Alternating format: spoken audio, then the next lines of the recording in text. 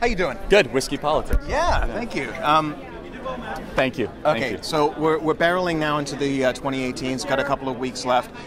Talk to me about what you think the biggest motivator is right now. Well, look, the Democrats have done themselves no favors. If you want any sort of form of order in the country, and to have and try to have at least a hedge against chaos, you must vote Republican.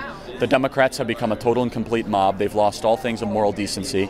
You see an incredible amount of rates of incidents of violence against conservatives across the country, and the Republicans are creating jobs like you wouldn't believe. Low taxes, less regulation, common sense policies that have really stabilized the American economy and put us on a growth trajectory that is completely and totally historic.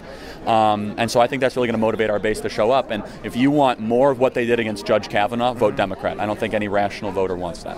We're in California right now. We're seeing that there's 4,000, maybe 5,000, probably 10,000 by the time it's all said and done. Immigrants are crashing the Mexican border. Is that something that you think can generate? Oh, without a doubt. And I think the latest report is that the Mexican government has found some way to turn them around. But look, this is nothing new. There's been caravans the last 20 to 30 years. The president campaigned on the wall. He was promised the wall by a Congress. They have to fund it.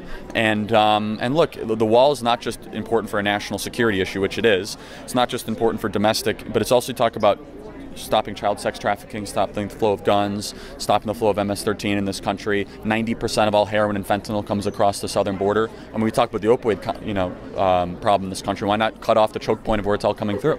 Last question for you. You were just on a panel. There were 5 people. You were one of the 5 that said that the Republicans are going to turn the House. Keep the House. I believe that I believe Republicans will keep the House. I'll tell you why. Yeah. There's 3 congressional districts that I think Republicans are going to flip.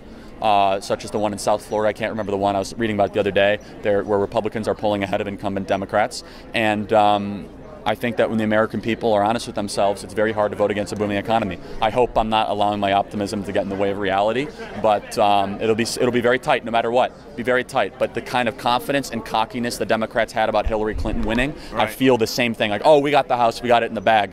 Not so fast, my friends. I see a huge fumble with the Kavanaugh thing, and I've never seen our base so fired up and so ready to vote. And if we lose the House, I'll be the first one to say I was wrong.